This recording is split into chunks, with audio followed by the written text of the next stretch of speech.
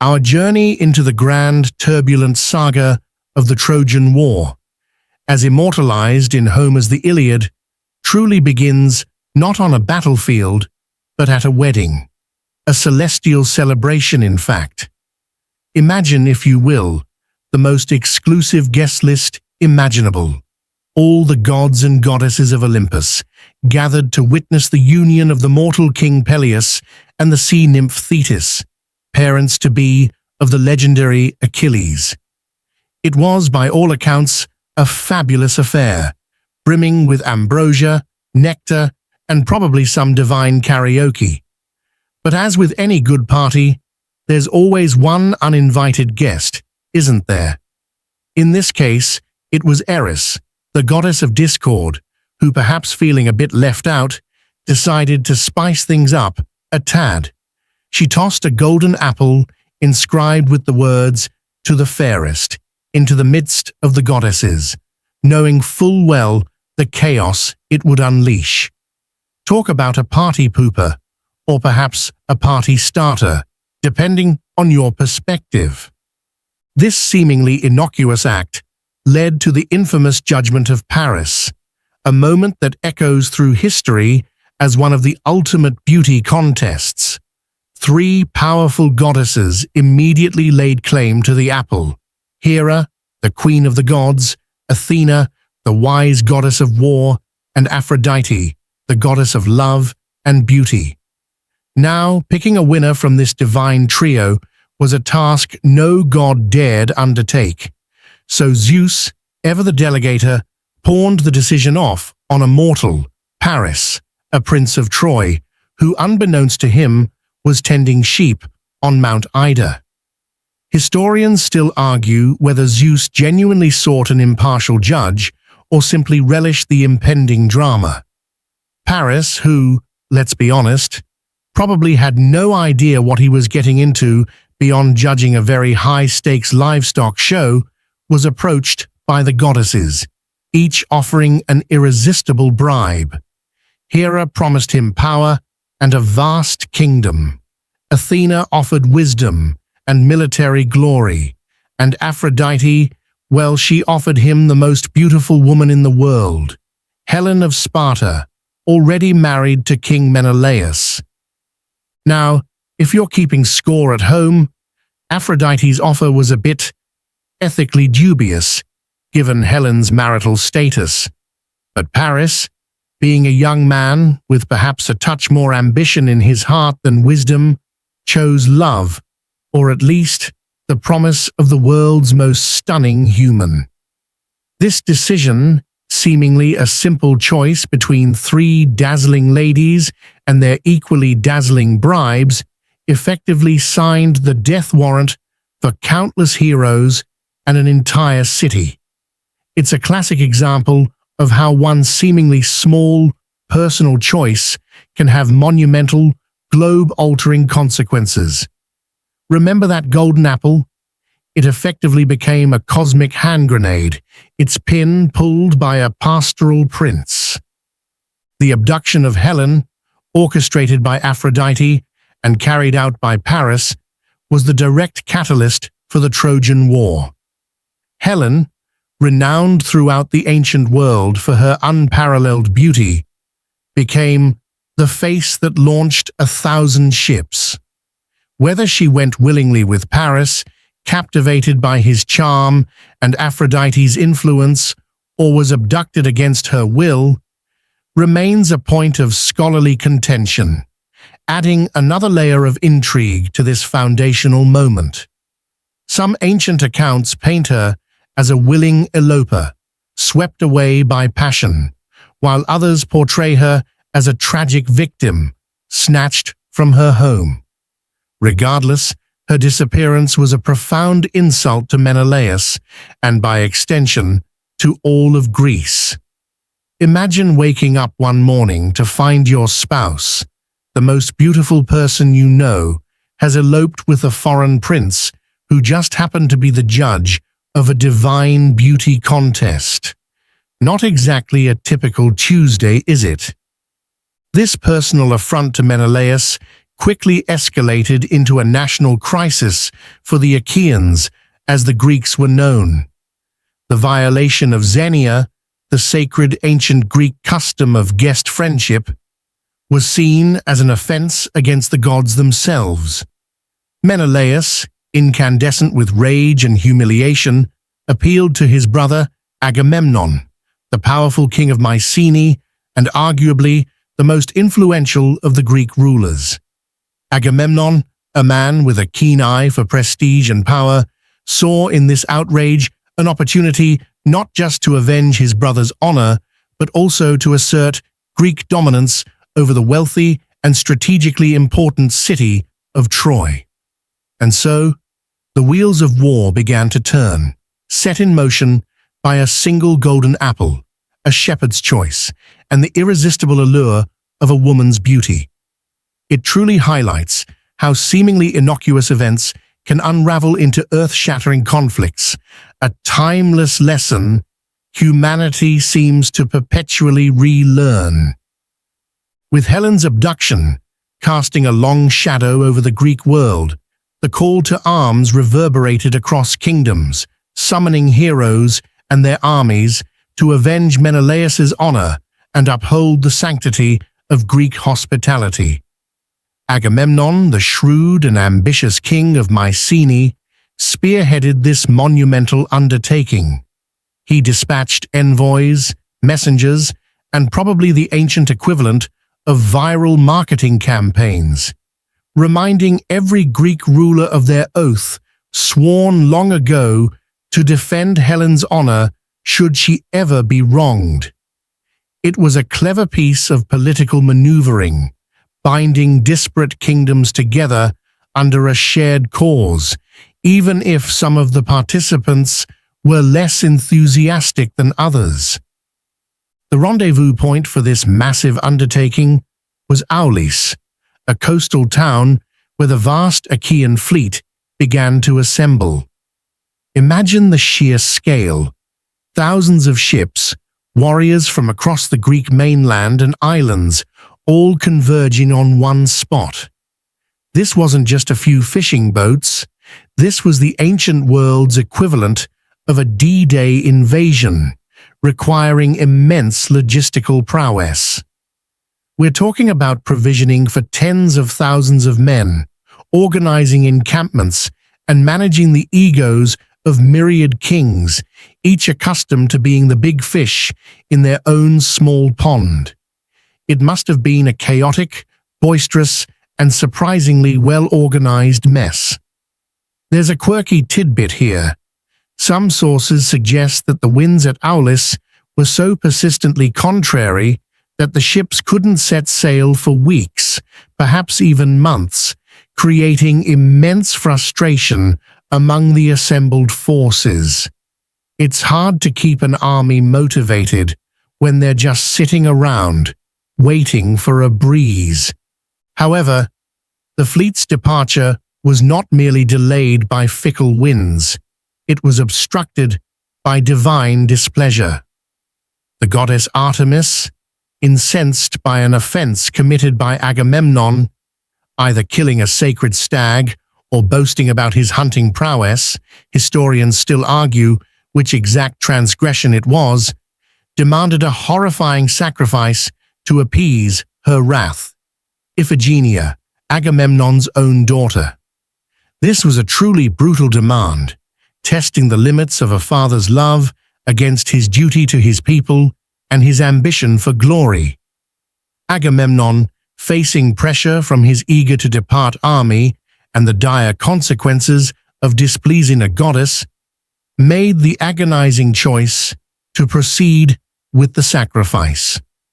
The story goes that Iphigenia was lured to Aulis under the pretense of marrying Achilles, a cruel deception designed to ensure her presence.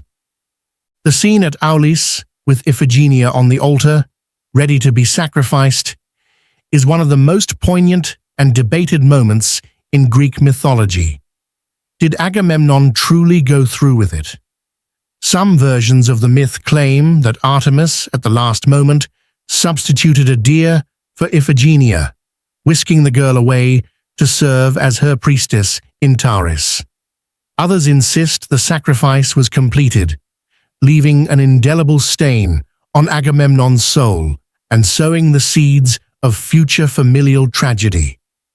This particular ambiguity highlights a recurring theme in ancient narratives: the blurred lines between divine intervention and human decision, where the gods often seem to push mortals into impossible moral quandaries.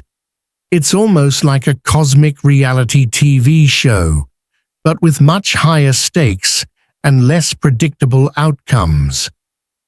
Once the divine hurdle was cleared, whether by sacrifice or substitution, the winds finally shifted, and the vast Achaean armada set sail for Troy. This was not a short cruise.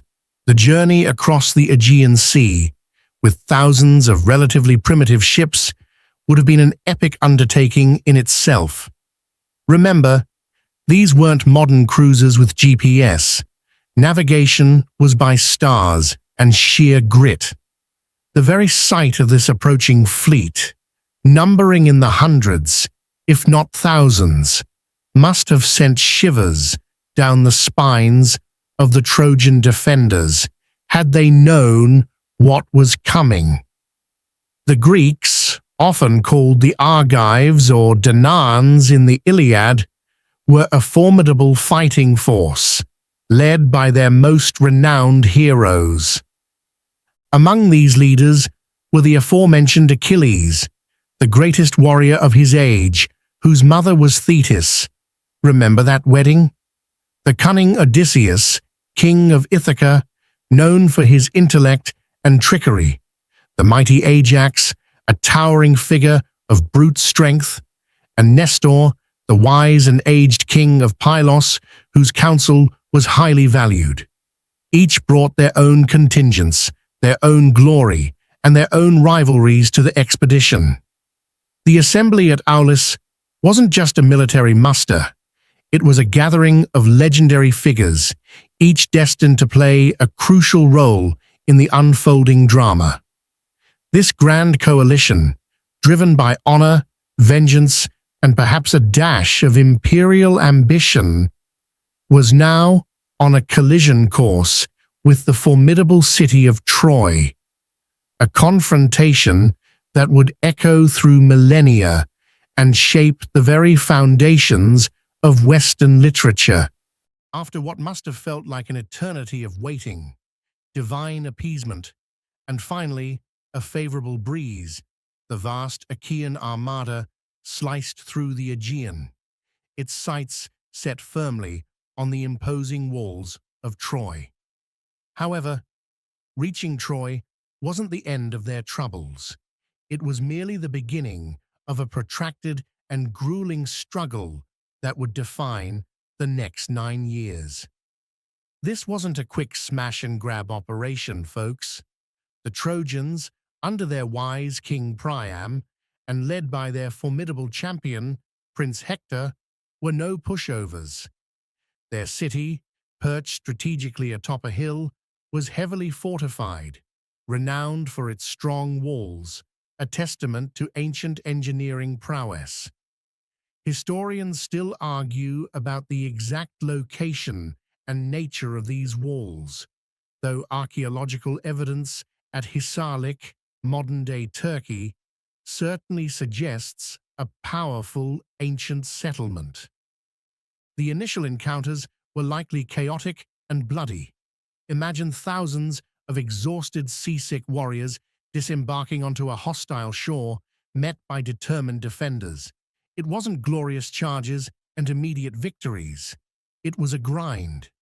The Achaeans, for all their strength and numbers, found themselves facing a well-prepared and fiercely patriotic populace.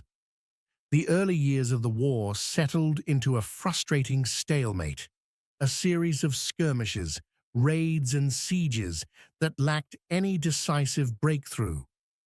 It was less about grand-pitched battles and more about constant attrition, a slow bleeding for both sides. The Greeks couldn't simply breach Troy's formidable defenses, and the Trojans, while capable of defending their city, lacked the offensive power to drive the Achaeans entirely from their shores. During this long, drawn-out period, the Achaeans often resorted to raiding surrounding towns and territories to gather supplies and plunder, a necessary evil to feed and maintain their massive army. These excursions, while providing resources, also diverted forces and sometimes led to new conflicts. It was during one of these raids, for instance, that Achilles, the greatest Greek warrior, captured Briseis, a war prize who would later become central to his famous rage. This period of raiding wasn't glamorous. It was the unromantic, logistical reality of ancient warfare, a gritty existence filled with dust, disease, and dwindling morale. Think of it as the ultimate extended camping trip, but with significantly more spears and significantly less s'mores. The narrative of the Iliad largely focuses on the 10th and final year of the war, a testament to how uneventful, from a dramatic standpoint, the preceding 9 years might have been.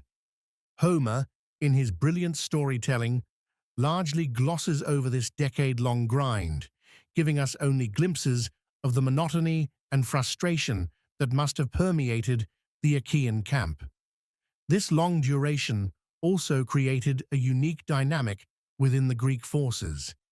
Many of the heroes had grown weary, longing for home and their families. The initial fervor of vengeance had likely cooled, replaced by a grim determination to see the conflict to its end, whatever the cost. The men were tired, the provisions were often short, and the initial unity might have frayed at the edges. There's a quirky tidbit about these 9 years. Some ancient accounts suggest that the Achaeans built a massive wall around their own camp, facing the sea, as a defensive measure against potential Trojan counterattacks or raids. This indicates a degree of permanence and a tacit admission that the war would not be a swift victory. Imagine building a defensive wall while you're the invading force. It really underscores the difficulty of their position. This wall, later breached by the Trojans, becomes a significant plot point in the Iliad, symbolizing the shifting tides of battle and the very real threat the Greeks faced.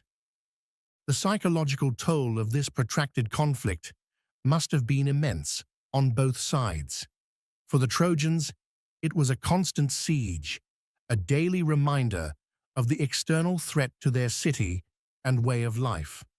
For the Achaeans, it was a war of attrition, far from home, with the constant worry of ambushes, the deaths of comrades, and the gnawing question of when or if they would ever return to Greece.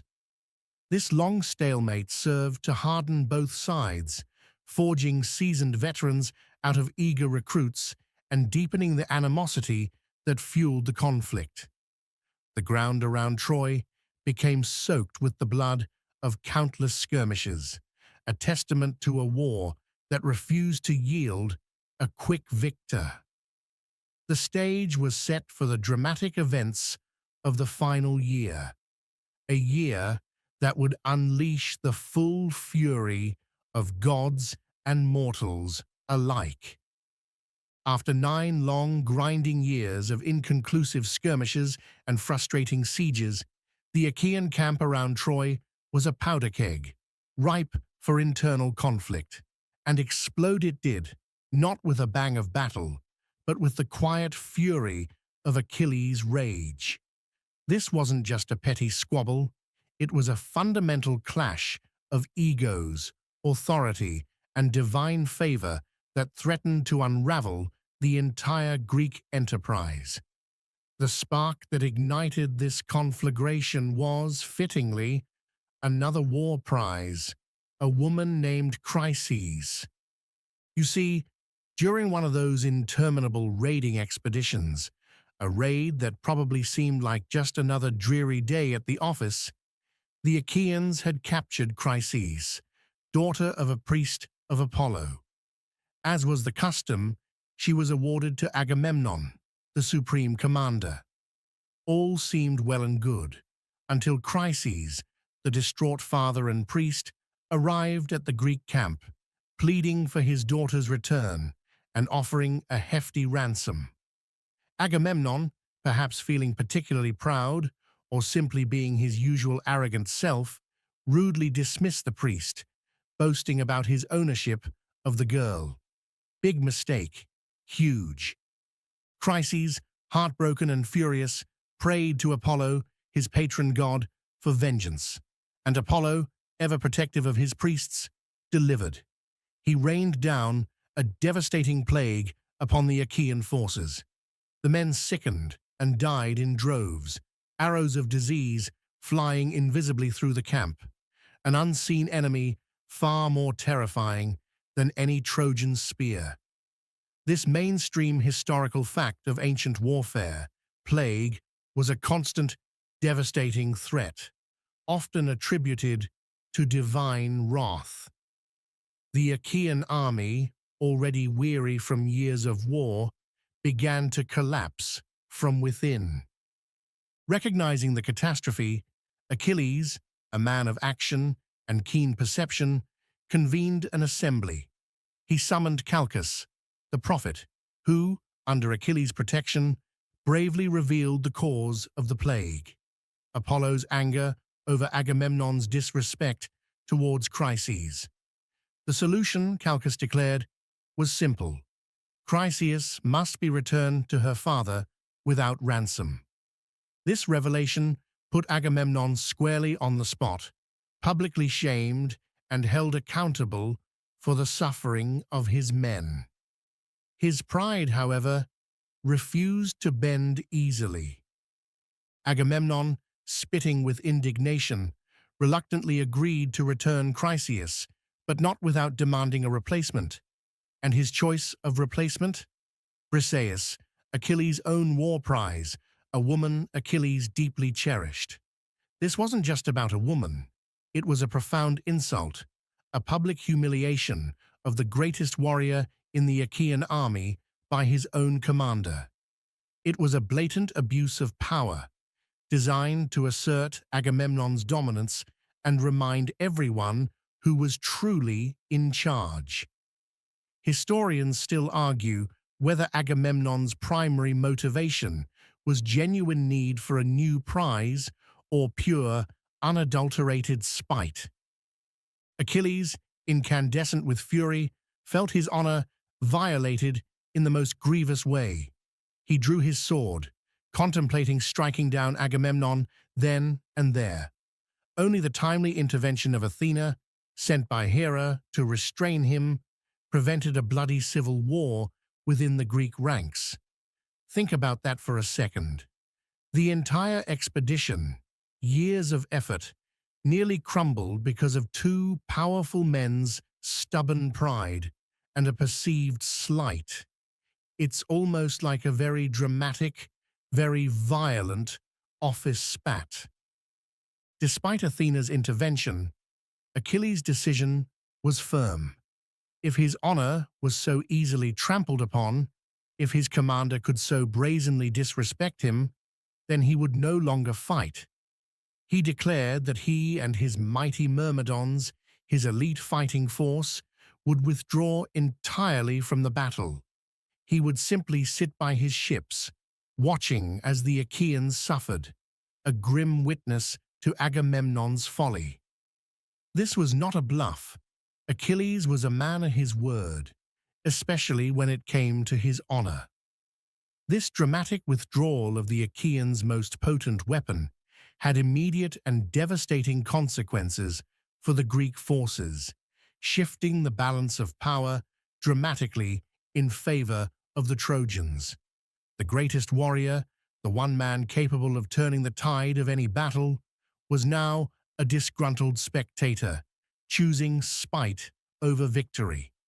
The very fate of the expedition hung precariously in the balance, dangling by a thread of human ego. With Achilles, the Achaeans' mightiest warrior, brooding in his tent, and his formidable myrmidons idly polishing their spears by the ships, the balance of power in the Trojan War shifted dramatically. What had been a frustrating stalemate for 9 years suddenly tilted decisively in favor of the Trojans. This vacuum of Achaean strength allowed Hector, the eldest son of King Priam and the undisputed champion of Troy, to truly shine. Hector was not just a fierce warrior, he was a courageous leader, beloved by his people, and utterly devoted to the defense of his city and family. Unlike Achilles, who fought largely for personal glory and honor, Hector fought for Troy's very survival.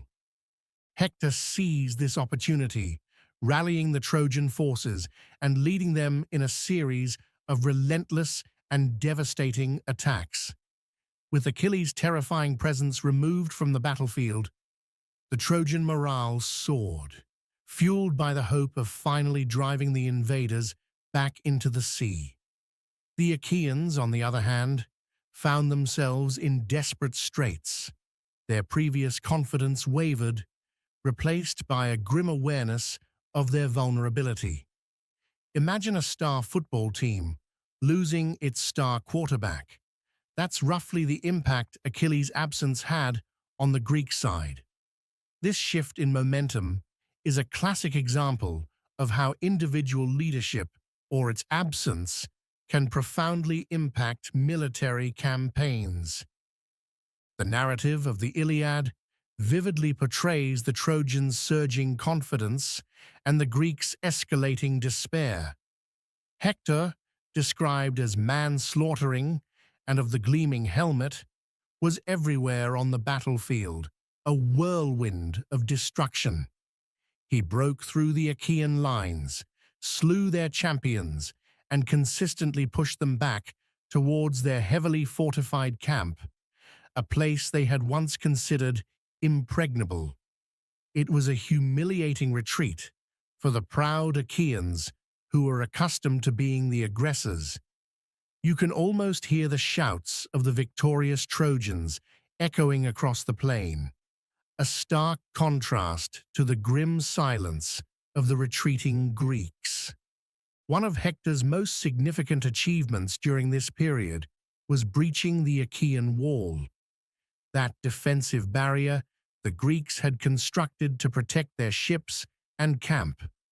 This was a monumental feat, symbolizing the complete reversal of fortunes. For years, the wall had stood as a bulwark, a symbol of Greek permanence on Trojan soil. Its breach meant the Trojans were now fighting on Greek terms, threatening their very escape routes.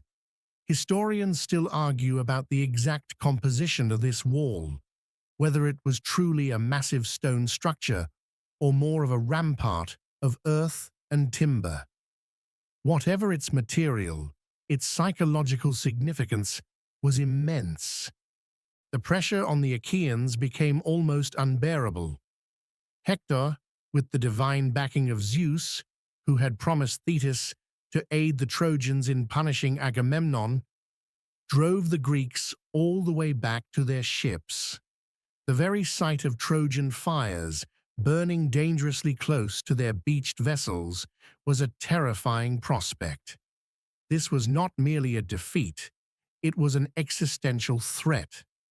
The Greeks were on the verge of being trapped and annihilated, their hopes of victory dwindling with every successful Trojan advance.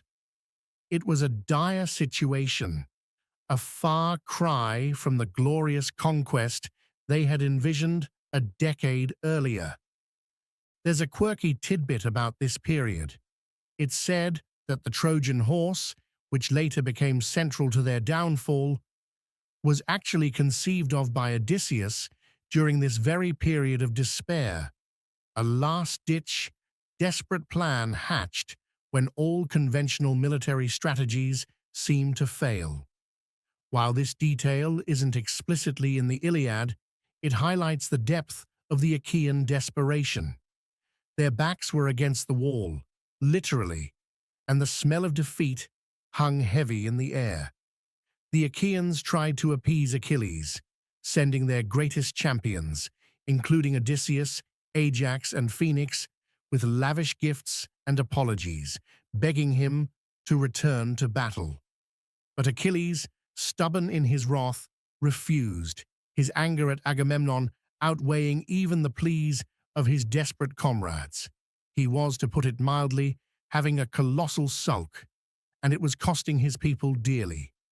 The stage was now set for the next tragic turn, one that would finally force Achilles to abandon his vengeful idleness. As the Trojan flames licked closer to the Achaean ships, casting an ominous glow on the desperate faces of the Greek warriors, the gravity of Achilles' absence became agonizingly clear. While Agamemnon and the other commanders scrambled, trying to stem the tide, one man watched the unfolding catastrophe with growing despair: Patroclus. Patroclus wasn't merely Achilles' best friend. He was his closest confidant, his soulmate, and a formidable warrior in his own right, though overshadowed by the sheer brilliance of Achilles. Their bond was legendary, a deep affection that transcended typical camaraderie. Patroclus, seeing his comrades slaughtered and the very fleet on the brink of destruction, could no longer bear to stand idly by. His heart ached for the suffering Greeks, and the sight of the mighty Ajax and Odysseus, once invincible, now wounded and struggling, spurred him to action. He approached Achilles, his face etched with a mixture of grief and urgent pleading. This wasn't a casual chat. This was a desperate appeal, the culmination of days of agonizing witness to his people's decimation. He eloquently described the horrific state of the Achaean army, listing the wounded heroes and emphasizing the dire threat to their entire expedition. In a scene charged with emotion, Patroclus made his fervent plea to Achilles. He didn't ask Achilles to set aside his wrath entirely. He knew the depth of Achilles' stubborn pride. Instead, he proposed a compromise, a solution that would strike fear into the Trojans without forcing Achilles to break his vow.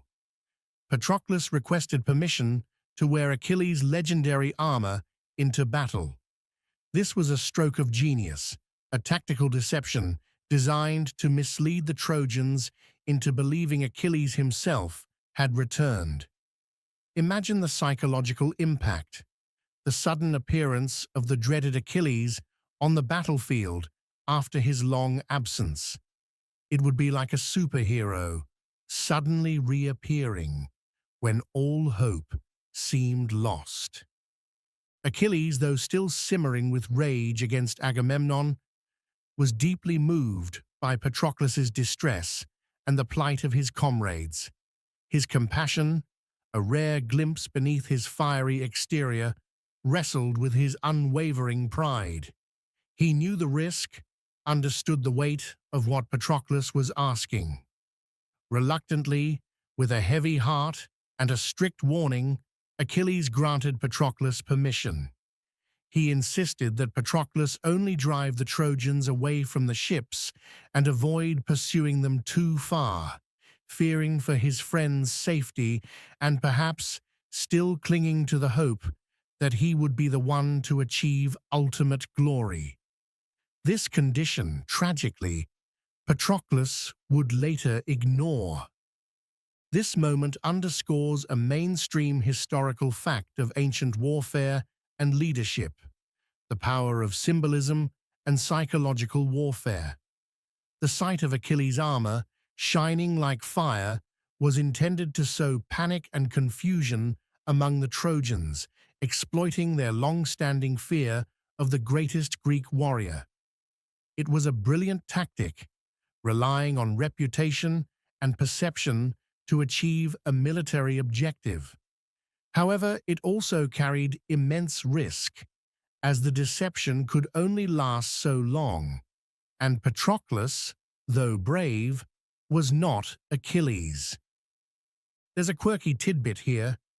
Some accounts suggest that Achilles gave Patroclus explicit instructions not to engage Hector in single combat, knowing Hector's prowess and the potential danger.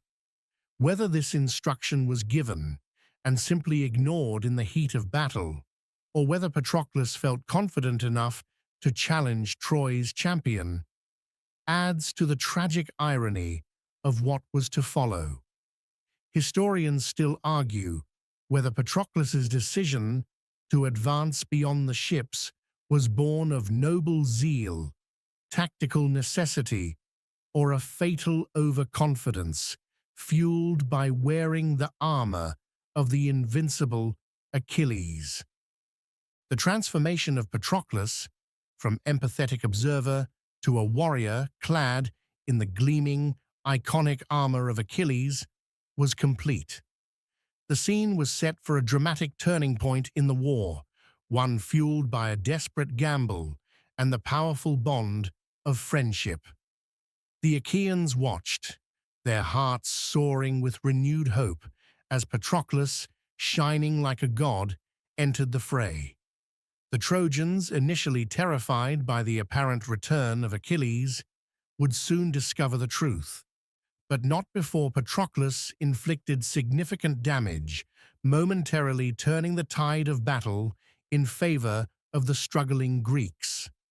The stage was set for both glory and immense sorrow, a dance of hope and despair that would ultimately reshape the narrative of the war. Clad in the awe-inspiring, glittering armor of Achilles, Patroclus burst onto the battlefield like a furious whirlwind, a beacon of hope for the beleaguered Achaeans and a terrifying phantom for the Trojans.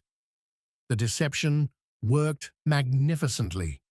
The sight of the formidable Myrmidons, led by a figure that could only be Achilles, sent a wave of panic through the Trojan ranks. Their hard-won gains began to crumble under this unexpected assault.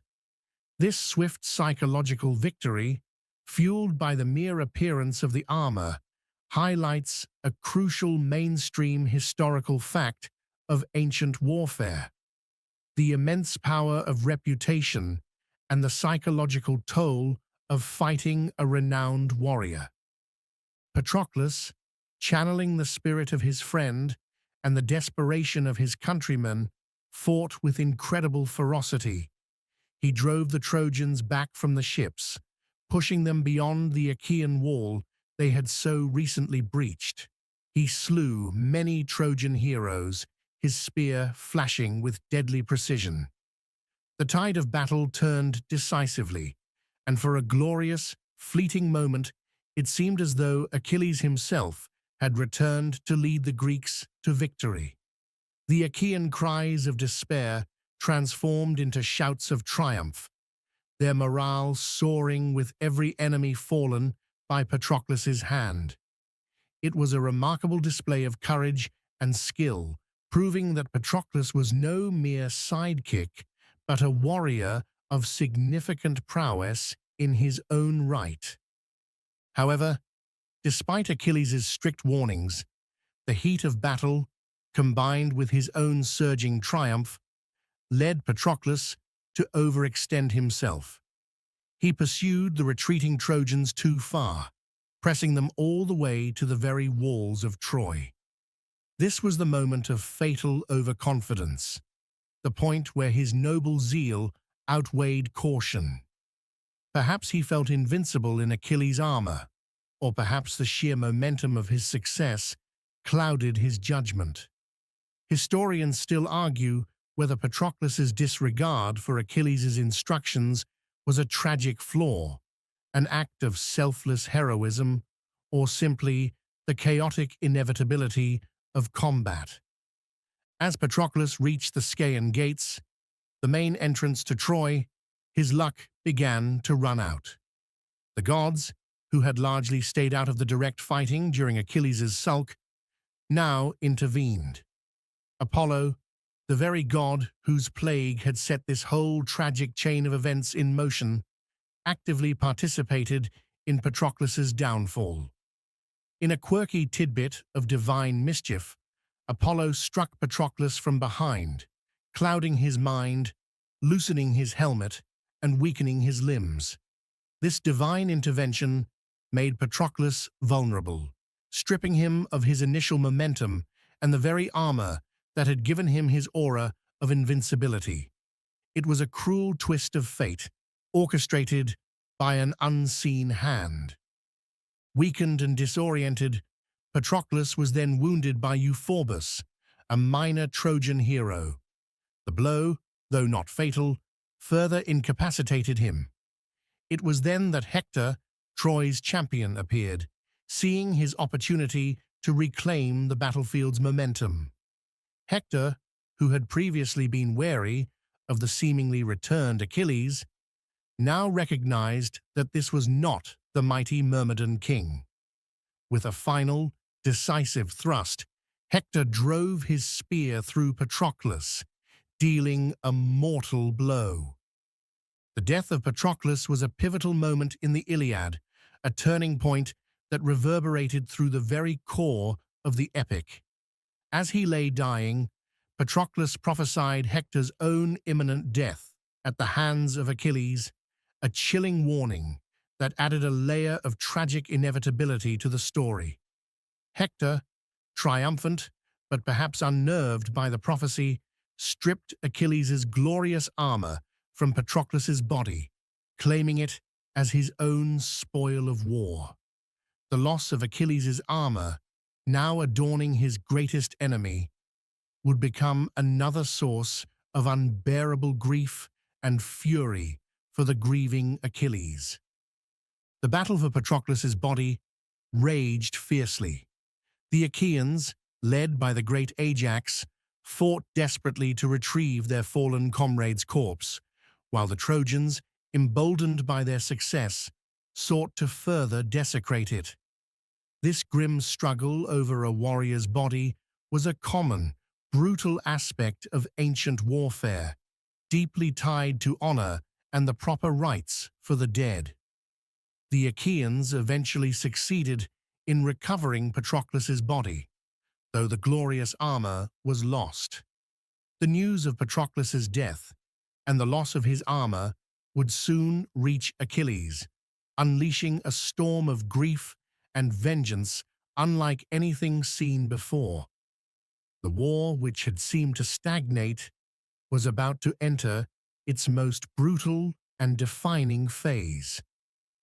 The news of Patroclus' death, delivered to Achilles by the swift-footed messenger Antilochus, struck the invincible warrior with a force more devastating than any spear. Achilles had withdrawn from battle due to wounded pride, but the loss of his beloved companion shattered his very soul. Homer describes his reaction with unparalleled raw emotion. Achilles covered his head with dust, groaned aloud, and tore at his hair, a profound display of agony that transcended mere grief. This moment is a powerful illustration of the deep emotional bonds that existed between warriors in ancient societies, a mainstream historical fact that highlights the personal cost of war beyond just physical injury. His lament was so loud and piercing that his mother Thetis heard it from the depths of the sea. She rose, surrounded by other sea nymphs, to comfort her son, but even divine solace could not quell the tempest raging within him. Achilles, who had defiantly chosen inaction, now found his carefully constructed wall of apathy utterly demolished. All his previous complaints about Agamemnon, all his injured pride, paled in comparison to the agonizing void left by Patroclus. The only thought that consumed him The only desire that burned in his heart was vengeance, not just victory, but a brutal, relentless, and all-consuming retribution against Hector, the slayer of his dearest friend. Achilles declared to his mother that he would return to battle, knowing full well the prophecy that linked Hector's death to his own. His return was no longer about personal glory or a quarrel with Agamemnon. It was a sacred quest for vengeance, a desperate attempt to honor the fallen Patroclus. This shift in motivation, from personal honor to profound grief, completely reshaped the narrative and injected a new, terrifying energy into the war. The Achaeans, already battered and demoralized, would soon witness the unbridled fury of their greatest champion, unleashed by the deepest sorrow. However, there was a significant problem. Patroclus had been wearing Achilles' magnificent armor, and Hector had stripped it from the dying Patroclus, now proudly wearing it himself. Achilles was, quite literally, disarmed. His mother Thetis, knowing his desperate need, journeyed to the workshop of Hephaestus, the divine smith, the god of fire and craftsmanship. This intervention by Thetis is a quirky tidbit, showcasing the unique relationship between Achilles and the gods, particularly his divine mother, who consistently acts as his advocate. Hephaestus, a master craftsman whose skill surpassed any mortals, readily agreed to forge new armor for Achilles.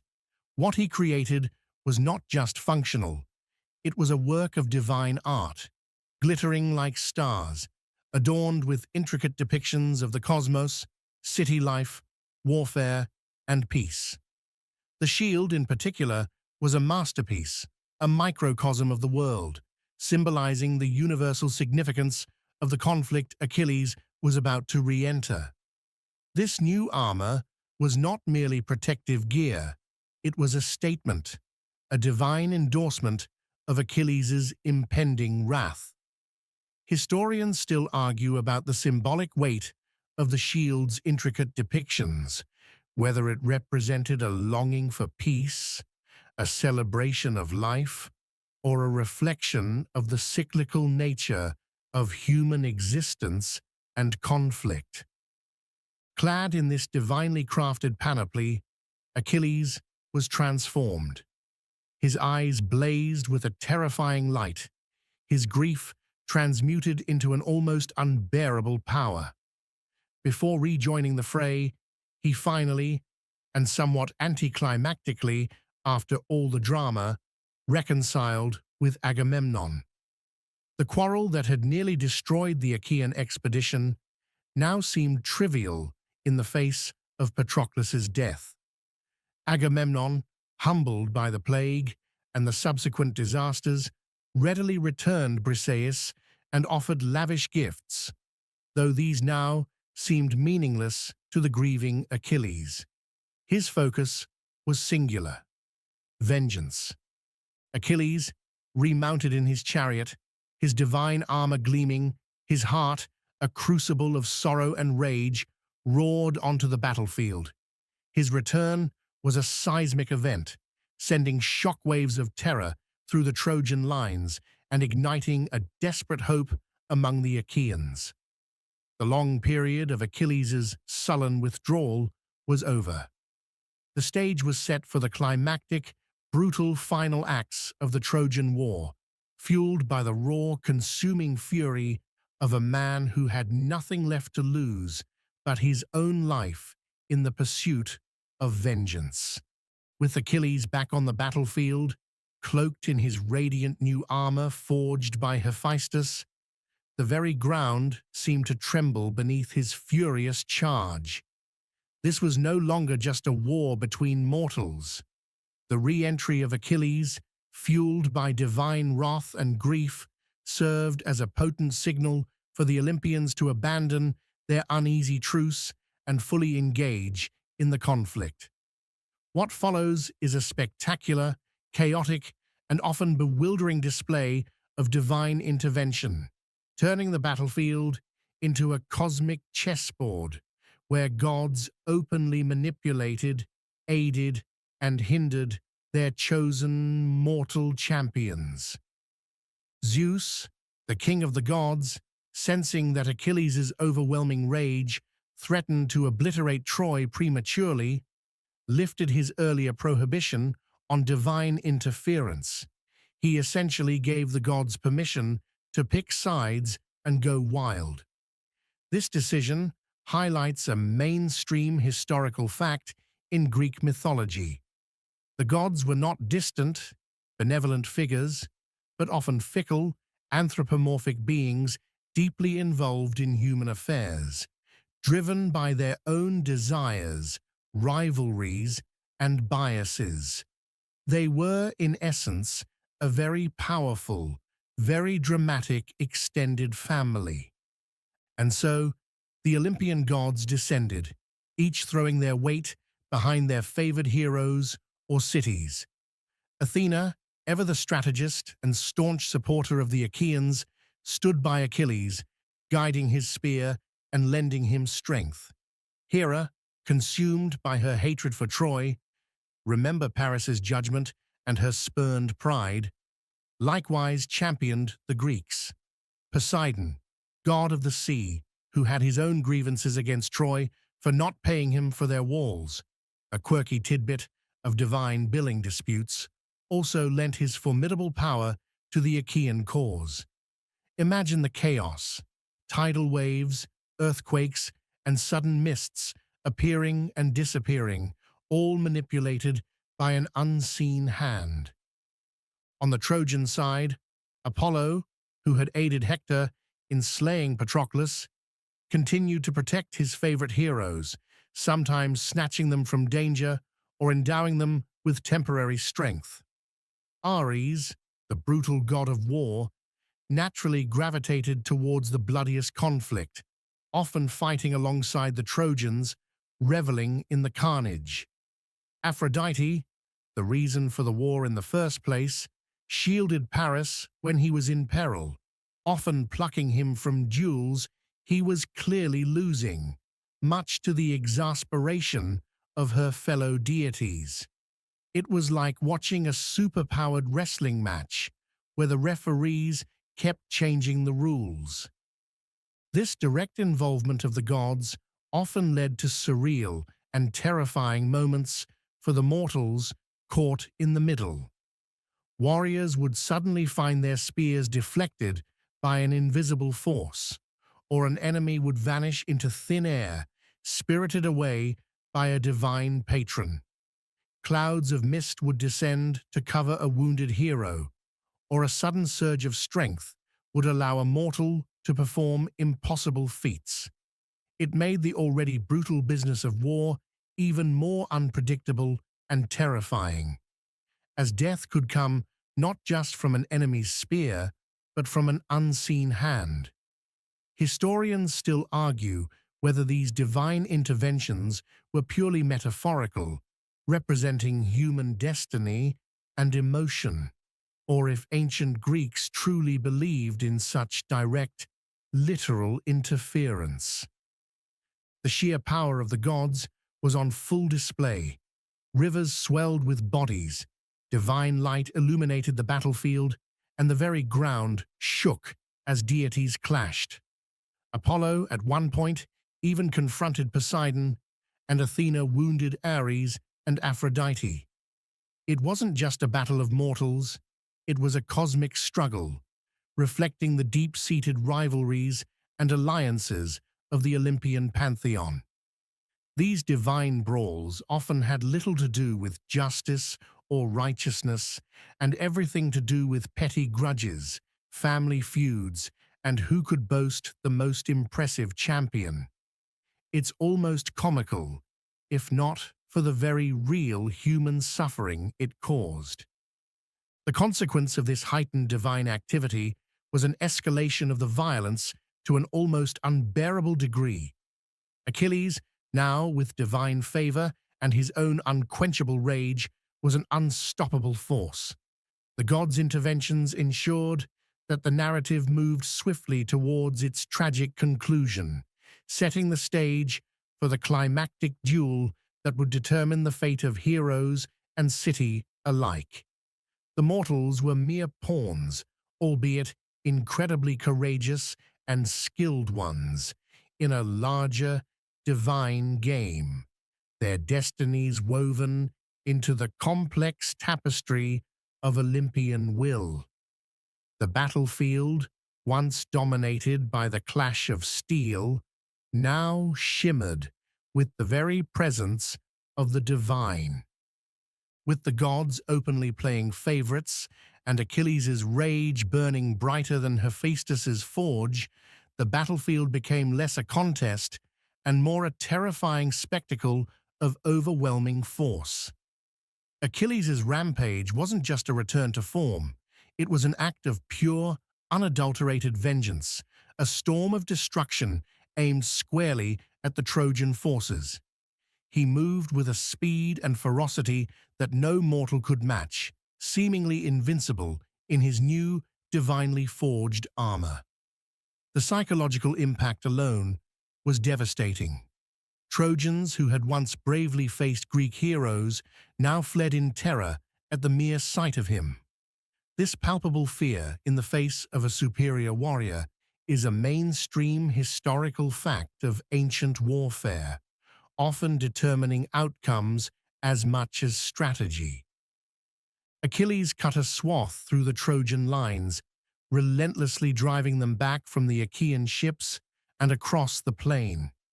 His thirst for vengeance was insatiable, and he showed no mercy.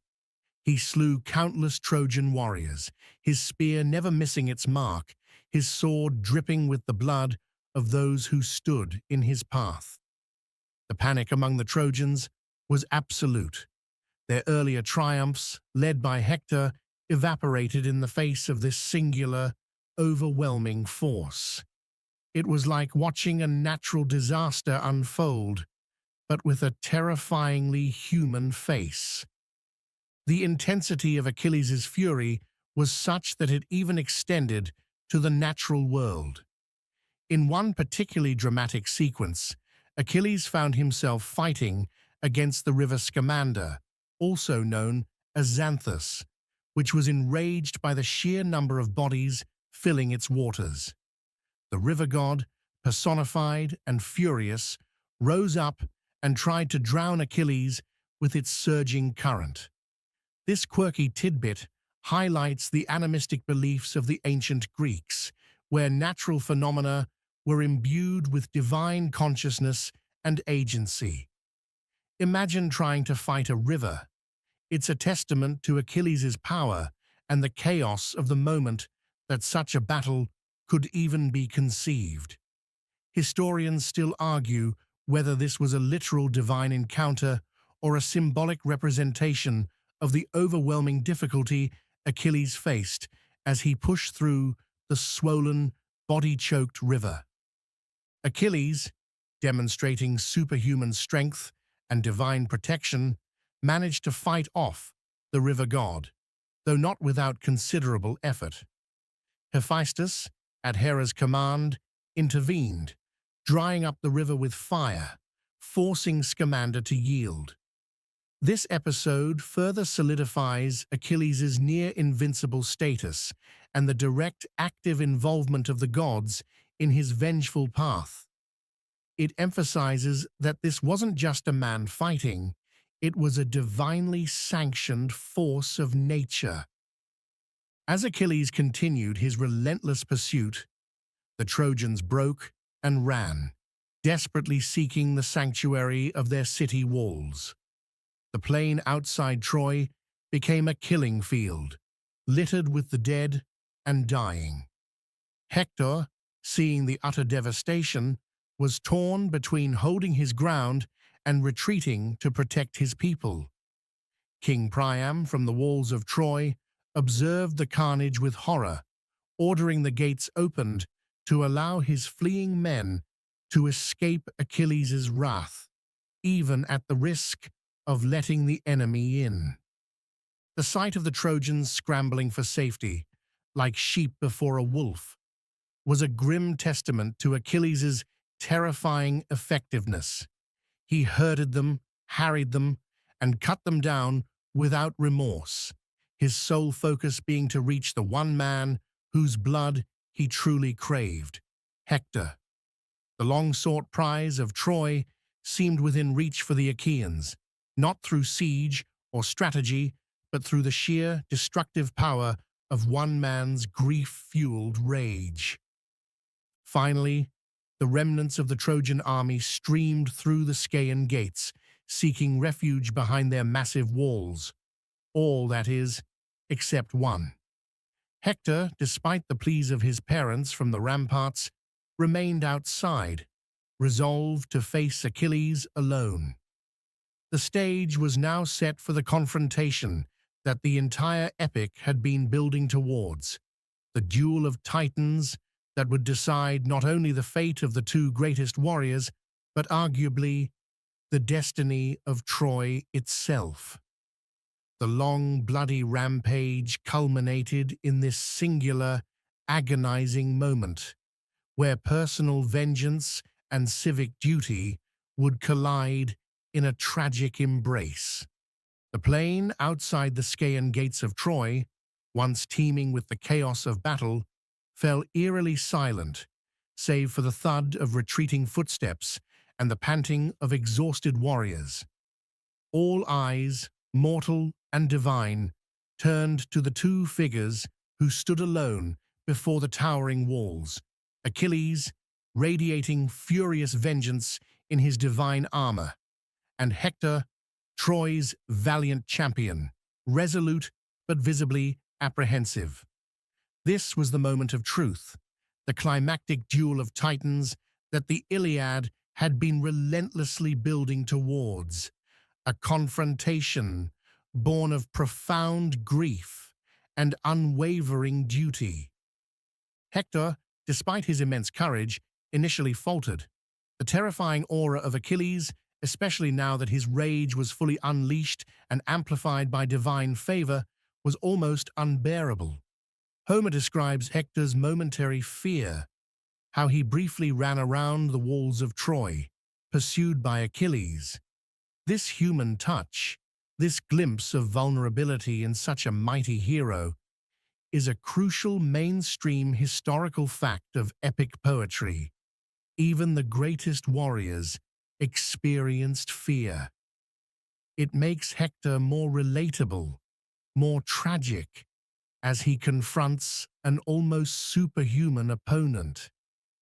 However, Hector's sense of duty, his profound love for his city and family, ultimately overcame his fear. He knew that the fate of Troy hinged on his stand. He had to face Achilles, regardless of the odds. Athena, disguised as Hector's brother Deiphobus, deceived him, urging him to stand and fight, promising him aid. This quirky tidbit of divine trickery underscores the gods' relentless manipulation of mortals, even in their most desperate moments. Historians still argue about the moral implications of such divine deception. Was it destiny or simply cruel intervention? And so, Hector turned, braced himself, and faced Achilles. The duel that ensued was not merely a physical contest of skill and strength. It was a clash of destinies, a battle between a man driven by overwhelming grief and another driven by unyielding loyalty. Achilles, with Patroclus's death burning in his heart, fought with a savage intensity that bordered on the divine. Hector, knowing his city depended on him, fought with desperate courage, seeking every opening, every chance to strike a decisive blow. The fighting was fierce, each warrior attempting to find a weakness in the other's formidable defenses. Achilles, remembering the vulnerability of his own armor, now worn by Hector, knew its weak points. With a precise, devastating thrust, Achilles drove his spear through a small gap in Hector's neck armor, a fatal blow that pierced his windpipe but allowed him to speak his last words. It was a brutal, clinical end to one of the epic's most beloved characters. As Hector lay dying, he pleaded with Achilles, asking for his body to be returned to his parents for proper burial. He spoke of the importance of funeral rites, a sacred ancient Greek custom. But Achilles, consumed by his rage, utterly refused, declaring his intention to let dogs and vultures desecrate Hector's corpse. This chilling refusal highlights the depth of Achilles' grief and vengeance, pushing him beyond the bounds of typical heroic conduct. It's a moment that makes the reader question the nature of heroism itself. Hector, with his dying breath, prophesied Achilles' own imminent death, warning him that he too would fall at the Scaean gates, foreshadowing the tragic end of the greatest Greek warrior. This prophecy, delivered by a dying man, added another layer of grim inevitability to the unfolding tragedy. With that, Hector breathed his last, the champion of Troy fallen, leaving his city and his family utterly devastated. The long war had finally claimed its most noble Trojan victim, a sacrifice that tore at the heart of Troy. The death of Hector marked the decisive turning point in the Trojan War. The city had lost its protector, its most valiant defender, and its greatest hope. For the Achaeans, it was a moment of grim triumph, signaling the beginning of the end for Troy. But for Achilles, it was a bittersweet victory, the culmination of his vengeful quest, yet one that left him hollowed by the very grief it sought to avenge.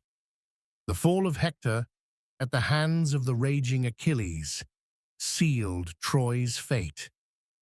The plain outside the Scaean gates of Troy, once teeming with the chaos of battle, fell eerily silent, save for the thud of retreating footsteps and the panting of exhausted warriors.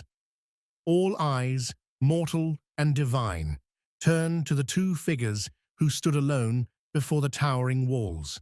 Achilles, radiating furious vengeance in his divine armor, and Hector, Troy's valiant champion, resolute but visibly apprehensive. This was the moment of truth, the climactic duel of titans that the Iliad had been relentlessly building towards, a confrontation born of profound grief and unwavering duty. With Hector's final breath, the battle for Troy, in many ways, ceased to be about conquest and became a grim, personal drama of vengeance and profound sorrow. Achilles, consumed by his grief for Patroclus, acted on his chilling promise to the fallen Hector. He pierced Hector's ankles, threaded leather straps through them, and tied the body to his chariot. Then, with a fierce cry, he lashed his horses, dragging Hector's corpse around the walls of Troy, a horrific act of Hector's desecration. Imagine the dust, the indignity, the sheer barbarity of it. This deeply shocking scene is one of the most brutal moments in the Iliad, designed to illustrate the extreme lengths to which Achilles' rage drove him. It was a violation of ancient Greek customs regarding the respectful treatment of the dead, further highlighting Achilles' departure from conventional heroic conduct. From the towering walls of Troy, the sight of their beloved prince being dragged ignominiously around their city was an unbearable spectacle for the Trojans. King Priam, Hector's aged father, and Queen Hecuba, his mother, watched in agonizing horror, their cries of anguish echoing across the plain. Andromache, Hector's devoted wife, still mourning the loss of her family to Achilles' earlier raids, fainted from grief upon seeing her husband's desecrated body. The collective lamentation of Troy was a piercing sound, a symphony of despair that underscored the depth of their loss and the terrible cost of war. This widespread public mourning for a fallen hero is a mainstream historical fact of ancient societies, where the death of a great warrior could cripple a city's morale. Achilles repeated this gruesome act for several days, dragging Hector's body around Patroclus's funeral pyre, seemingly unable to find solace or closure in his vengeance. This extended period of desecration underscores the depth of his psychological torment. It wasn't just a single act of anger, it was a prolonged, obsessive ritual of hatred and grief. Historians still argue whether Achilles' continued desecration of Hector's body was a true reflection of ancient Greek funerary practices in extreme cases of vengeance, or a dramatic exaggeration by Homer to emphasize the hero's raw, unchecked emotions.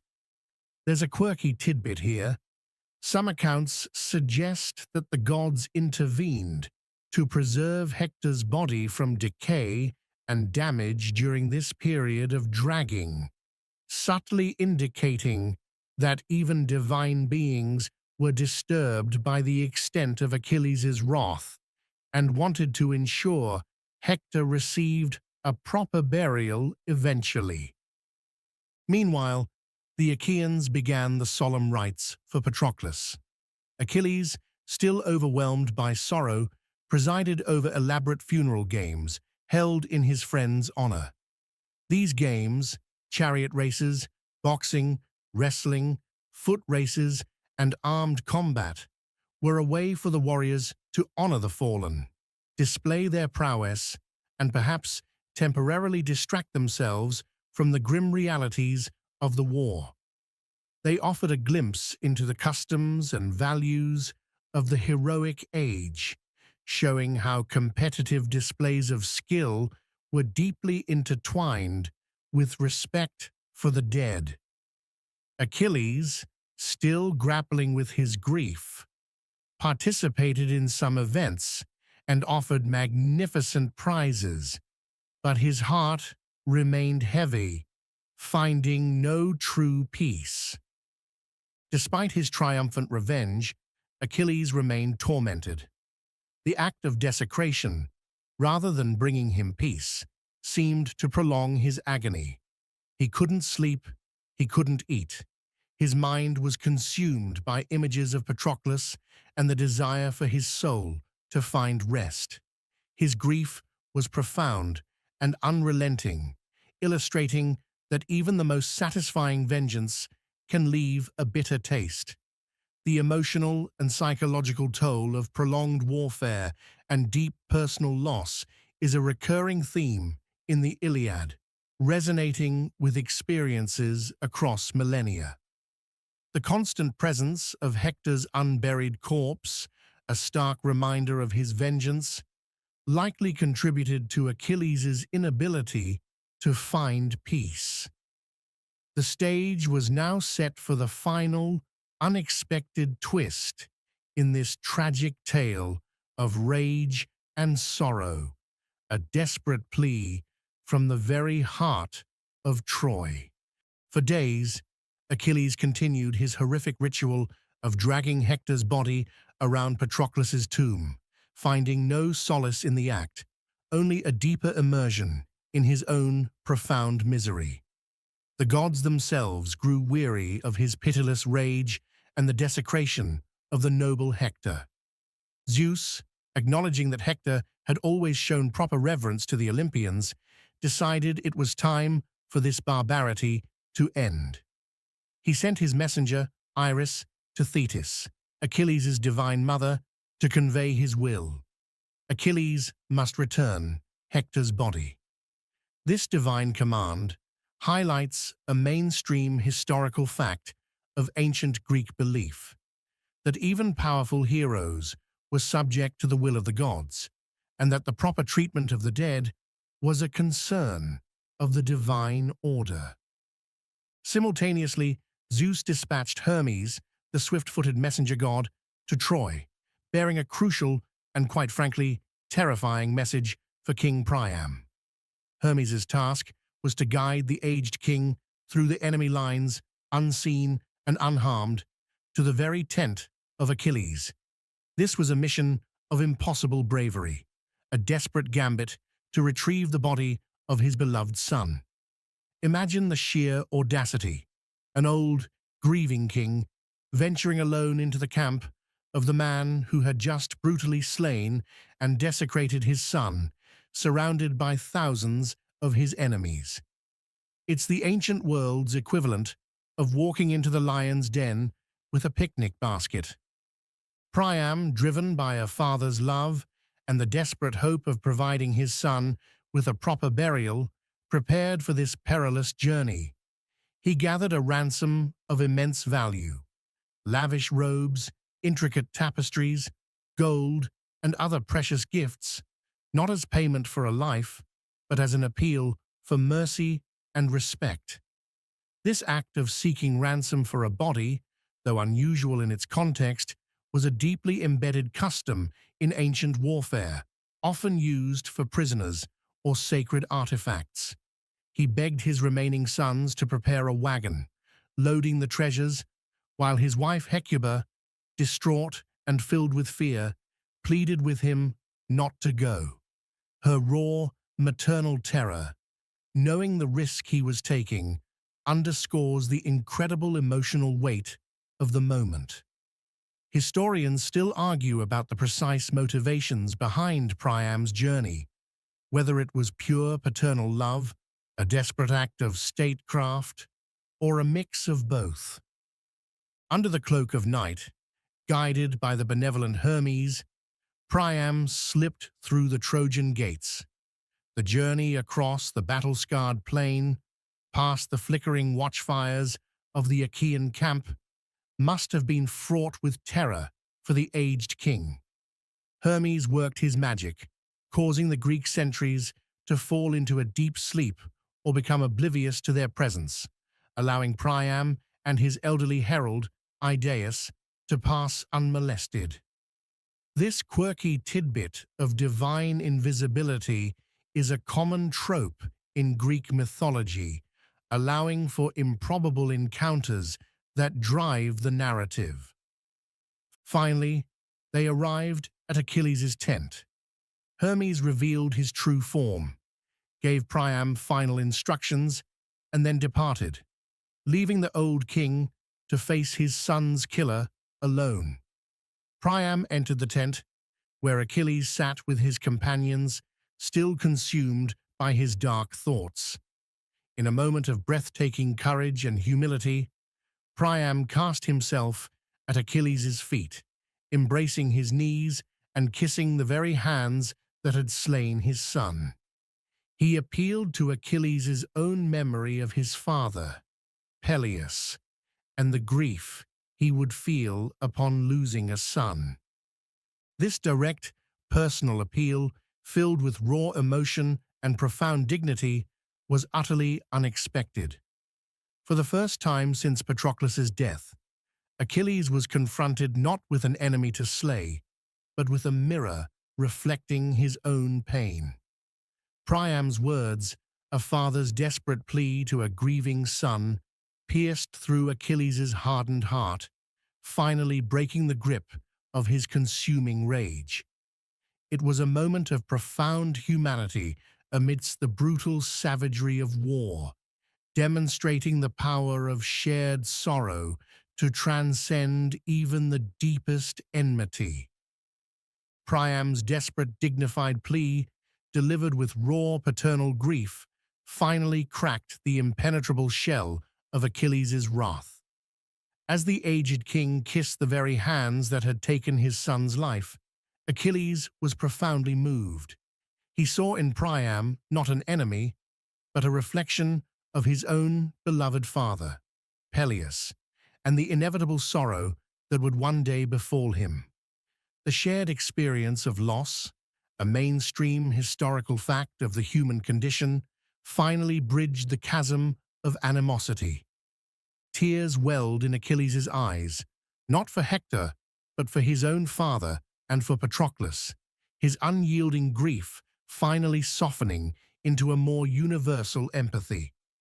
This was a pivotal moment, a turning point where vengeance gave way to humanity. Achilles gently raised Priam from the floor, and together they wept, Priam for Hector, and Achilles for Patroclus, and for his own impending fate. This shared moment of sorrow, transcending the bitter enmity of war, is one of the most powerful and poignant scenes in all of the Iliad. It highlights that even in the midst of brutal conflict, there can be moments of profound connection and mutual understanding. It's a reminder that beneath the armor and the rage, these were still human beings, capable of immense suffering and compassion. Achilles then ordered Hector's body prepared for return. He personally oversaw the washing and anointing of the corpse, ensuring that no further harm came to it, and gently laid it on the wagon that Priam had brought. This act of tender care, by the very man who had so brutally desecrated the body, speaks volumes about the transformation of Achilles' spirit. It was a stark contrast to his earlier rage, a testament to the power of Priam's appeal and the inherent honor that still lay beneath Achilles' fury. There's a quirky tidbit here. Some accounts suggest that Achilles even offered to hold back the Achaean forces for a specified number of days, allowing Troy to mourn Hector in peace, a gesture almost unthinkable just hours before. In a move that sealed this newfound, albeit temporary truce, Achilles declared a temporary cessation of hostilities. For 12 days, he promised, the Achaeans would refrain from fighting, allowing the Trojans to mourn Hector and perform his proper funeral rites without fear of attack.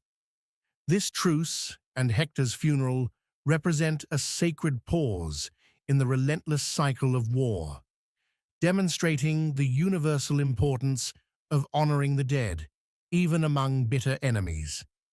This practice of temporary truces for funerals is a mainstream historical fact, present in many ancient cultures, underlining the shared reverence for funerary customs.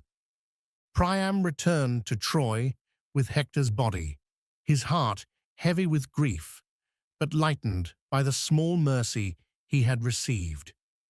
The sight of Hector's corpse being brought back into the city evoked another wave of intense mourning. Hecuba and Andromache led the lamentations, their cries of anguish filling the air. For 9 days, the Trojans gathered wood, building a massive funeral pyre for their fallen champion. They carried out the elaborate rituals befitting a prince and the savior of their city. Finally, on the 10th day, Hector's body was placed on the pyre, and it was set ablaze. As the flames consumed his physical form, the smoke rose towards the heavens, carrying his spirit to the underworld. After the pyre had burned down, the Trojans gathered Hector's bones, placing them in a golden urn, which was then laid to rest in a grave mound covered with stones. This careful, ritualistic burial underscores the significance of proper funerary rites in ensuring the peace of the departed soul and the collective grieving of the community. Historians still argue whether the detailed descriptions of these funeral rites in the Iliad reflect actual contemporary Mycenaean practices or were stylized representations for epic purposes. The narrative of Hector's funeral ends the Iliad itself. Homer chose to conclude his epic not with the fall of Troy or the ultimate victory of the Achaeans, but with this poignant act of human empathy and shared sorrow. It leaves the reader with a powerful message. Even amidst the terrible brutality of war, compassion can emerge, and the universal experience of loss binds humanity together, regardless of allegiances. The 12-day truce, an island of peace in a sea of conflict, reminded everyone that the war, though paused, was far from over. The great city of Troy had buried its champion, but its fate still hung precariously in the balance. The 12-day truce, a solemn pause for Hector's funeral, provided a fragile interlude of peace, but it was merely the calm before the storm. The Achaeans knew their goal, the formidable city of Troy. With Hector, their greatest defender, now laid to rest, the time was ripe for a decisive strike. However, after 10 years of fruitless siege warfare, brute force alone was clearly not enough. What was needed was cunning, deception, and a stratagem so audacious it would bypass Troy's famed, impenetrable walls. This need for ingenuity led to the conception of arguably the most famous trick in military history: the Trojan horse's deception. The mastermind behind this brilliant, yet ultimately devastating plan was Odysseus, the cunning king of Ithaca. Known for his intelligence, eloquence, and capacity for strategic thinking, Odysseus understood that direct assault was futile. He conceived of a grand deception, a gift that would appear to be a peace offering, but would in fact contain the seeds of Troy's destruction. This reliance on cleverness over brute strength is a significant mainstream historical fact of warfare, often attributed to the Greeks, who valued metes, cunning intelligence, alongside force. The plan was audacious. The Achaeans would construct a colossal wooden horse, so massive it could conceal a contingent of their elite warriors within its hollow belly. The rest of the Greek army would then burn their camp, feign retreat, and sail their vast fleet just out of sight, hiding behind the nearby island of Tenedos.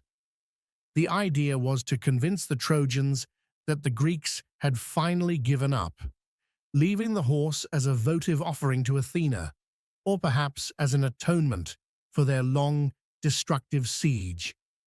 Imagine the discussions around that campfire. So, we build a giant horse, and then we hide inside it? Are you sure about this, Odysseus? It sounds a bit equine. To further enhance the deception, a lone Greek warrior, Sinon, was left behind. His role was crucial: to present himself as a deserter, a victim of Agamemnon's cruelty, and to spin a convincing tale about the horse. He was to claim that the horse was an offering to Athena, designed to appease the goddess for the theft of the Palladium, a sacred statue from Troy, and that its immense size was intended to prevent the Trojans from taking it into their city. If they did take it in, he would argue, it would ensure divine favor for Troy, effectively turning Greek intentions against them. This intricate web of lies, requiring incredible acting prowess from Sinon, demonstrates the sophistication of the plan. There's a quirky tidbit here. Some accounts suggest that the horse was built from the timber of Mount Ida, a mountain sacred to the Trojans, adding another layer of ironic symbolism to the deceptive gift. The construction of the horse itself would have been a Herculean task. Imagine sourcing the enormous timbers, felling ancient trees, and then shaping them into a monstrous equine form, all while maintaining secrecy. It would have required the combined efforts of countless carpenters, engineers, and laborers, perhaps under the supervision of Epius, a master craftsman often credited with its design. Historians still argue about the precise dimensions and construction methods of the Trojan horse. Some speculate it might have been a siege engine disguised as a horse, or perhaps even a symbolic reference to an earthquake. Poseidon, the earth shaker, was associated with horses. Once built, and the chosen warriors, including Odysseus, Menelaus, and many others, had bravely climbed inside. The remaining Achaean army prepared their grand charade. They set fire to their painstakingly built camp, creating plumes of smoke that would convince the Trojans that the Greeks were indeed gone. Then, silently, under the cover of darkness, their fleet slipped away, vanishing from the Trojan coastline. The stage was set for the ultimate gamble, a testament to Greek ingenuity and Trojan naivety. The fate of Troy now rested not on a clash of arms, but on the Trojans' willingness to accept a gift from their vanquished foes. As the first rays of dawn touched the Trojan plains, the citizens, after a decade of siege, awoke to an unbelievable sight. The vast Achaean camp lay deserted, smoldering ruins the only evidence of their long encampment. The massive Greek fleet, which had for so long darkened their horizon, was gone. Relief, disbelief, and finally, unbridled joy swept through the city. They had survived. The long war was over. This sudden shift from despair to jubilation is a powerful human response to perceived victory, a mainstream historical fact of how populations react to the end of prolonged conflict. Amidst the debris of the abandoned camp, however, stood one colossal, enigmatic object, a giant wooden horse. Its sheer size and peculiar form immediately sparked debate within the city walls. Was it a trophy, a tribute, or something more sinister? The Trojans, after years of wary vigilance, were now confronted with a mystery that would determine their fate. It was at this crucial moment that Laocoon, a priest of Apollo, stepped forward with a dire warning. He approached the crowd with frantic urgency, his voice booming with prophetic conviction. "O wretched citizens, what madness is this?" he cried. "Do you believe the enemy gone, or think you any Grecian gifts are without guile?" He urged them to distrust the apparent retreat, and especially the ominous horse. Laocoon's famous line, "I fear the Greeks, even when bearing gifts," has echoed through millennia, a timeless warning against trusting one's enemies. He even went so far as to hurl a spear at the horse's flank, demonstrating its hollowness and proving his suspicions. This act of defiance and prophetic warning is a classic element of ancient tragedy, where truth is often ignored. But the fates and the meddling gods who favored the Achaeans had other plans. At that very instant, as if on cue, two enormous sea serpents emerged from the waves, slithering towards the shore. They made straight for Laocoon and his two sons, who were offering a sacrifice on the beach. In a horrific spectacle witnessed by the terrified Trojans, the serpents coiled around the priest and his children, crushing them in their coils and dragging them into the sea. This terrifying event, seemingly a divine punishment for Laocoon's impiety, for defiling the horse which Sinon had claimed was sacred, served as a powerful sign to the superstitious Trojans. It was the ultimate, horrifying confirmation that Laocoon had offended the gods, and that the horse was indeed a sacred offering. Adding another layer to the tragic irony was Cassandra, Priam's daughter, blessed with the gift of prophecy, but cursed by Apollo that her prophecies would never be believed. Cassandra, eyes wide with terror, tried desperately to warn her people. She foresaw the destruction hidden within the horse, the flames that would consume Troy, and the slaughter of her people. She screamed, she pleaded, she prophesied with agonizing clarity, but her words fell on deaf ears. Her curse ensured that her desperate warnings were dismissed as madness, further sealing Troy's doom. This quirky tidbit of Cassandra's curse is one of the most poignant examples of dramatic irony in ancient literature, where the truth is known but powerless against fate and folly. Historians still argue whether the story of Laocoon and the serpents was an actual Trojan belief or a Greek invention to justify the deception. Blinded by their relief, swayed by Sinon's cunning lies, and terrified by the divine punishment of Laocoon, the Trojans unanimously decided to bring the colossal horse into their city. They breached their own formidable walls, pulling down a section of battlements to make way for the enormous wooden beast. With great effort and joyful shouts, they dragged the horse through the gap they had made, past the very spot where Hector had once stood vigilant, and into the heart of Troy. They celebrated late into the night, believing themselves finally safe, finally victorious. The wine flowed freely, songs of triumph filled the air, and sleep, deep and contented, finally claimed the exhausted city. Unbeknownst to them, they had just pulled their own funeral pyre into their sacred sanctuary. Under the cloak of the unsuspecting Trojan night, as the city celebrated its supposed victory with exhausted abandon, the moment for the sack of Troy finally arrived. The celebrations had dimmed, the wine-induced stupor had set in, and a profound silence fell over the city, a silence pregnant with impending doom. Inside the belly of the colossal wooden horse, the elite Achaean warriors, who had endured hours of cramped, suffocating confinement, now quietly emerged. Odysseus, their cunning leader, led the way, followed by Menelaus, Diomedes, and many other brave heroes, their faces grim and determined.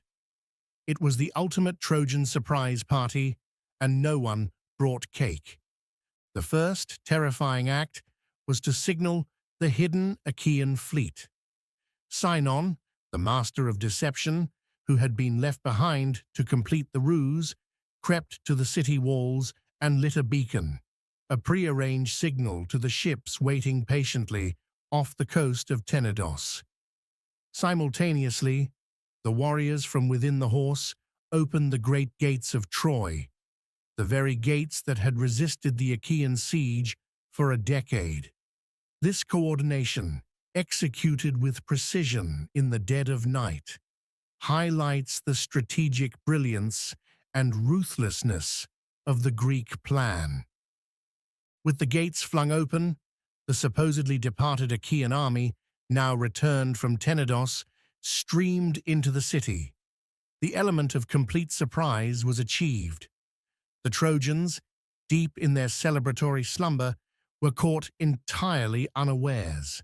What followed was not a battle, but a massacre. The sleeping city was plunged into chaos, its streets echoing with screams of terror and the clash of steel. The shock value alone was devastating. Imagine waking up to find your sworn enemies rampaging through your home. This sudden, overwhelming assault on a sleeping city is a mainstream historical fact of ancient warfare, where treachery and surprise often proved more effective than pitched battles. The Achaeans, fueled by 10 years of frustrated vengeance and the desire for plunder, unleashed their full fury. They moved systematically through the city, setting houses ablaze, indiscriminately slaughtering men, women, and children. The once proud city of Troy became a scene of horrifying destruction, its magnificent buildings consumed by flames, its inhabitants cut down in cold blood. The descriptions of the sack, while contained within the Iliad as prophecy or later recounted in other epics like Virgil's Aeneid, paint a vivid, brutal picture of utter annihilation. Many of Troy's greatest heroes met their heroic demise during this horrific night. King Priam, the aged monarch who had so recently shown such dignity in Achilles' tent, was mercilessly slain at the altar of Zeus by Achilles' own son, Neoptolemus Pyrrhus. This act, often depicted as particularly sacrilegious, extinguished the royal line of Troy in a brutal, inglorious manner, a far cry from the heroic death of his son, Hector. Even Cassandra, who had desperately tried to warn her people, was dragged from the temple of Athena and violated, a tragic symbol of the city's utter ruin. There's a quirky tidbit about this night. It's said that Aeneas, one of the few Trojan heroes to escape, was saved by his divine mother, Aphrodite, leading his father and son to safety through the burning city, an act that would later form the foundation of Rome's mythical origins. The Achaean warriors ransacked the temples, plundered the royal treasury, and dragged countless Trojan women and children into captivity, destined for lives of slavery. The beauty of Helen, the very cause of this decade-long conflict, was now a grim prize, a symbol of ruin rather than desire. The sack of Troy was not a glorious victory. It was a brutal, destructive act that left a lasting scar on the landscape and the collective memory of the ancient world. Historians still argue about the precise details of the sack, whether it was a quick, decisive blow or a prolonged period of looting and destruction. By dawn, the once proud city of Troy was a smoldering ruin, its walls breached, its population decimated, and its legacy forever tied to the cunning of a wooden horse and the savagery of unchecked vengeance. The long war was finally over, but the cost, in terms of human suffering and cultural destruction, was immeasurable. The victorious Achaeans had achieved their objective, but their triumph was tainted by the brutality of their actions, an echo that would haunt many of them on their perilous journeys home. With Troy reduced to smoldering rubble, and its inhabitants enslaved or slaughtered, the Achaeans, their decade-long mission accomplished, finally turned their thoughts homeward. The victorious army, laden with spoils and captives, began their fragmented Achaean returns, a journey that for many would prove as perilous, if not more so, than the war itself. This was not a triumphant unified sailing back to sun-drenched shores. It was a scattering of fleets, buffeted by divine wrath and human folly, leading to further trials and tragedies. This fragmented return, often depicted as a form of divine retribution for the Greeks' hubris and sacrilege during the sack of Troy, is a significant mainstream historical fact of the post-Trojan War narratives. The gods, who had so actively intervened in the war, were far from finished with the Achaean heroes. Many deities, particularly Athena and Poseidon, were enraged by the sacrilege committed during the sack of Troy, the violation of temples, the dragging of Cassandra from Athena's altar, and the general disrespect shown to sacred places.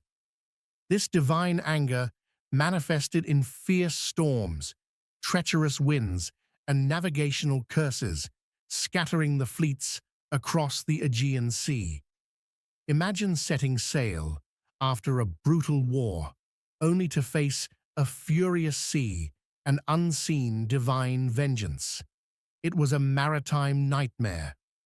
One of the most famous and harrowing returns was that of Odysseus, whose epic journey is chronicled in Homer's The Odyssey. He faced a long and arduous voyage, plagued by monsters, vengeful gods, and tempting sirens, taking 10 years to finally reach his home in Ithaca. His adventures, including encounters with the Cyclops Polyphemus, the sorceress Circe, and the seductive Calypso, became legendary tales of endurance and cunning. Historians still argue whether the Odyssey's fantastical elements were purely metaphorical or based on ancient sailors' embellished accounts of real-world dangers and unfamiliar lands. Other heroes met tragic fates upon their return. Agamemnon, the supreme commander, returned to Mycenae only to be brutally murdered by his wife Clytemnestra and her lover Aegisthus.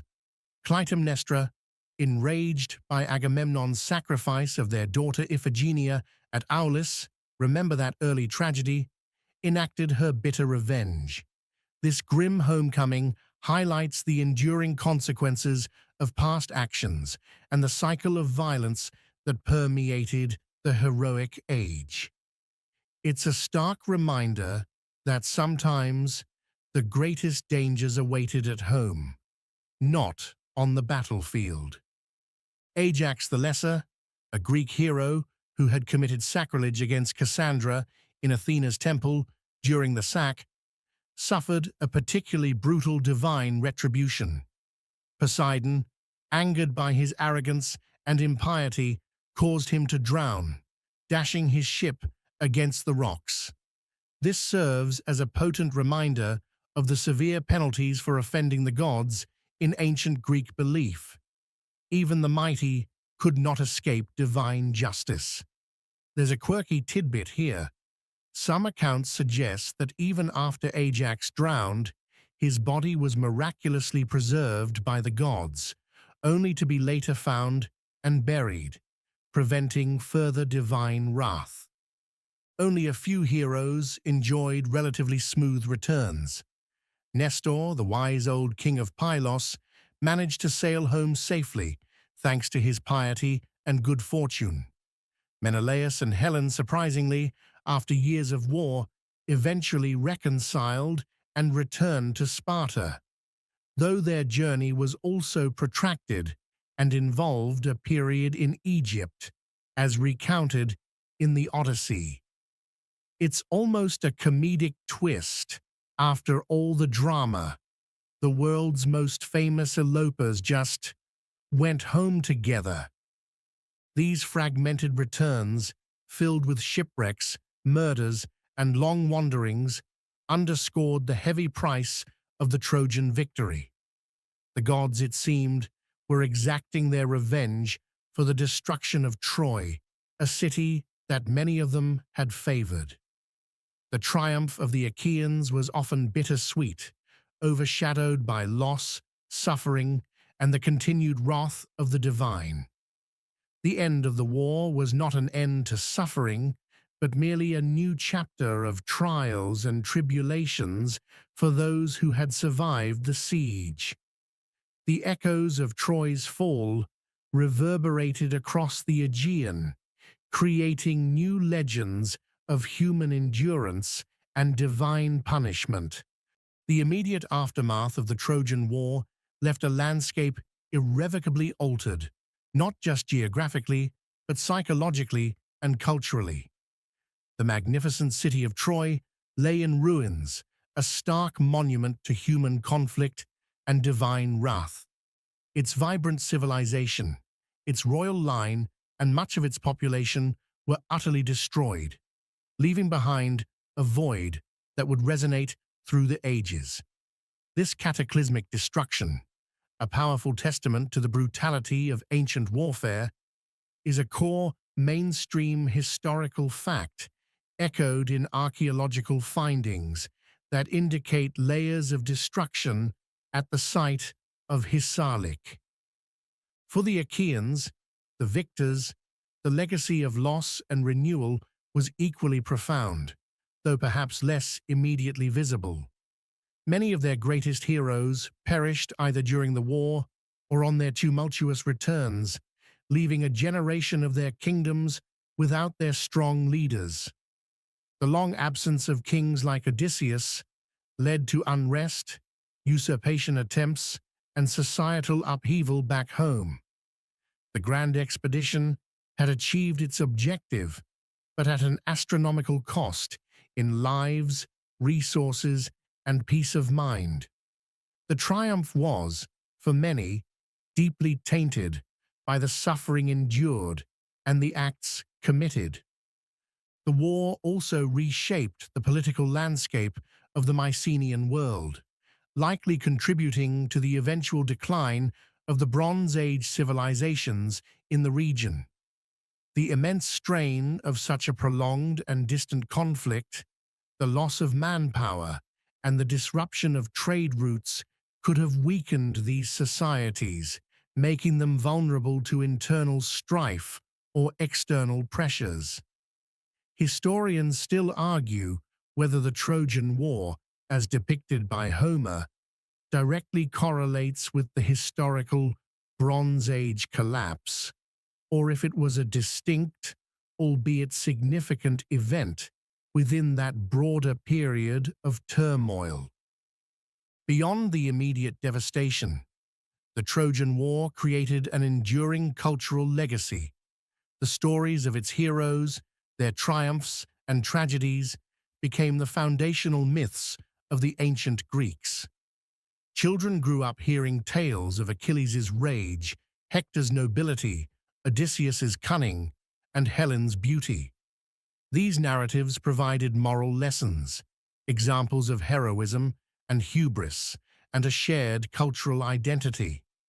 The events at Troy, whether historical fact or legendary embellishment, served as a common touchstone for generations of Greeks, shaping their understanding of honor, duty, and fate. There's a quirky tidbit here. Despite the utter destruction of Troy, its story endured and even found new life. Later Roman mythology, particularly through Virgil's Aeneid, claimed that the Trojan hero Aeneas, one of the few survivors, escaped the burning city and eventually journeyed to Italy, where his descendants founded Rome. This fascinating appropriation of a defeated enemy's narrative allowed the Romans to connect their origins to the prestigious and ancient lineage of Troy, providing them with a mythical past that rivaled that of the Greeks. It's a prime example of how narratives can be reimagined and repurposed across cultures for new political and cultural aims.